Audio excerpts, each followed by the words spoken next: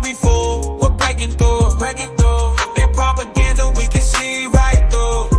We're waking up, ain't nothing they can do.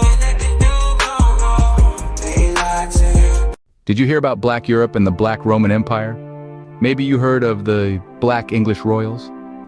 Those stories are hidden from the mainstream history because they always hide the truth. Each civilization is a testament to the resilience and innovation of the human spirit. As we journey further, we will see to the power of time, how each civilization has contributed to shaping the world as we know it today. As we dig deeper, we embark on a quest to understand the immense depth and richness of these enigmatic civilizations, a pilgrimage that is as enthralling as it is intellectually engaging. During the Middle Ages, Black peoples in Europe were called blue men. There seem to be images of this period which show blue people. I know of a Renaissance crucifixion scene with a light blue Jesus. In the Renaissance, we start seeing many images of blacks, called the Moors. Mike Nassau writes about that in the 17th century, Europeans arrived in America who were called Black Dutch. They were not treated like the Africans who were held in slavery. Many whites were also kept as slaves or slave-like conditions. Later on, black and colored families claimed descent from these Black Dutch to prevent re-enslavement or being ill-treated.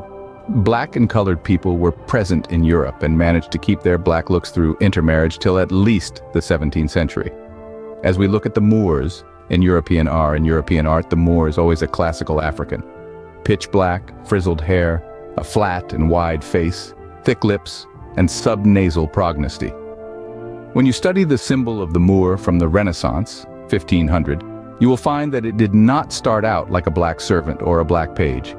The Drake jewel, 1575, shows the profile of a black king dominating the profile of a white woman. The symbol of the Moor shows a blue man, which is a black man and means blue blood. We see many portraits of the nobility in which they pose very intimate with a little black boy or girl, which gives the sitter riches, mostly pearls, which seem to symbolize Europe. The nobility was colored, and some showed more African or Asian or white traits. These portraits are kept hidden or are destroyed around the French Revolution, 1789. Inside the Drake jewel is a miniature of Queen Elizabeth I. Her father's sister Mary Tudor was the grandmother of Mary of Scots.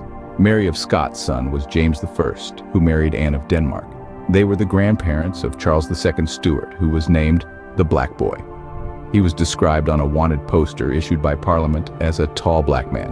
Anne of Denmark had ordered a play, The Mask of Blackness, 1605, in praise of black beauty, which did not fade. The play was performed by members of the court, and it explained how blacks, the sun people, came to Europe to look for a milder sun.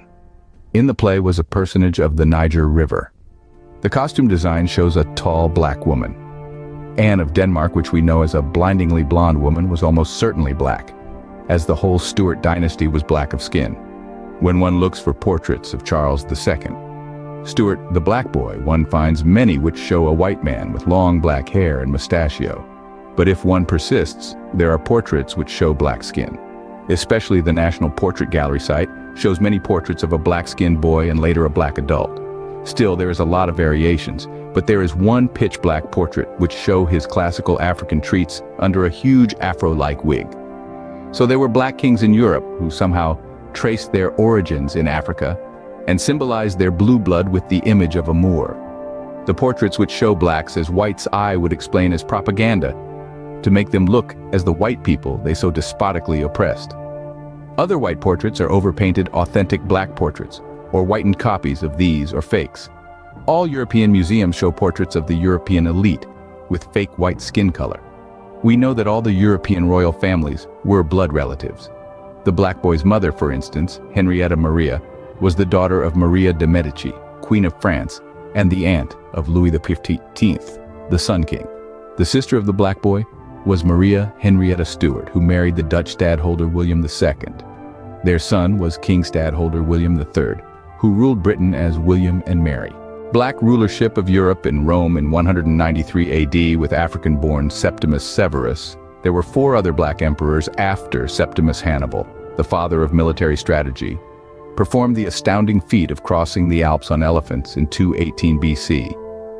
With only 26,000 of his original force of 82,000 troops remaining, Hannibal defeated Rome, the mightiest military power of the age, who had 1,000,000 men in every battle for the next 15 years.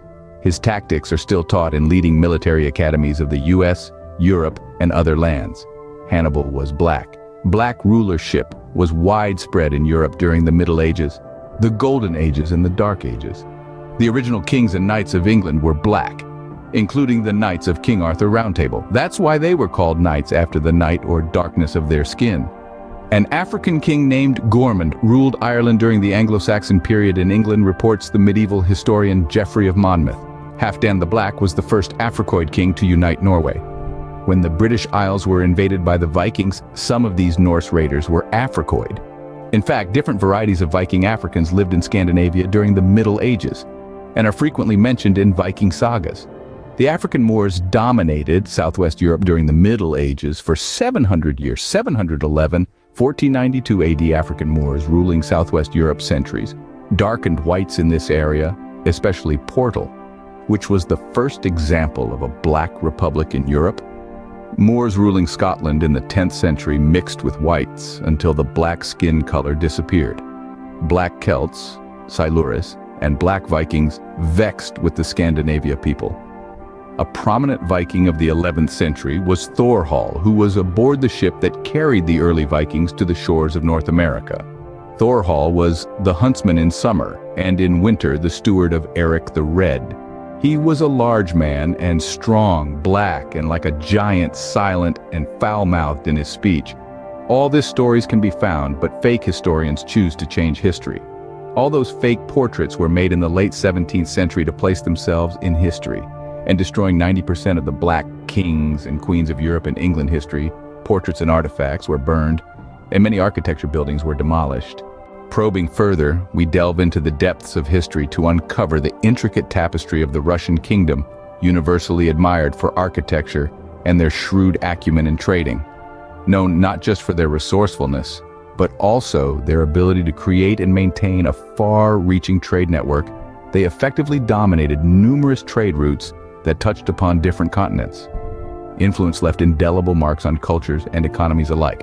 They pioneered the introduction of various innovative goods and commodities, each contributing to the rich tapestry of global commerce. They not only traded merchandise, but also ideas, thus promoting exchange of cultures. This resulted in fostering a sense of global interconnectivity that was unprecedented in its time, and the Black Russian, where in the realm of arts, the Russians were equally influential. They've crafted a distinct aesthetic and showcased an unparalleled creative that has been instrumental in shaping the course of art history. Over the years, they've continually pushed the boundaries of artistic expression with innovative approaches and unique perspectives, leaving a profound and lasting impact on European culture. Whether through their grand architecture that embodies their rich history, their soulful music that captures minds. As we glance back through the lens of time, we find traces of their enduring legacy resounding in the present day. Ancestors leaving behind wisdom that refuses to fade, lessons of industry and hard work, and cultural richness that transcends generations. These echoes of the past are not just confined to the pages of history or old tales, they live amongst us in our everyday lives. Their spirit is encapsulated in every brick that builds our modern architectural wonders, in every note of music that stirs our soul, and in the fabric of our collective consciousness. Their influence is touching every nook and corner of our being, reminding us that the past isn't just a distant memory, but an integral part of the present.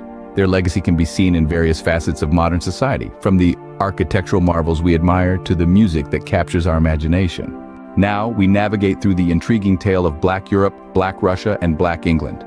This epic saga carries considerable historical value, unfurling like a grand novel. It transports us to an era when Black Europe rose to prominence, shaping our present-day socio-cultural understanding. The narratives within, despite their history being buried and erased, their real story is being told today. This tale contributes to our grasp of Black Europe, emphasizing the richness of our collective past. They illustrate how history is not a single storyline but a tapestry of stories, each playing a pivotal role in our common heritage. It's our duty to ensure these stories are not forgotten but rather celebrated and remembered.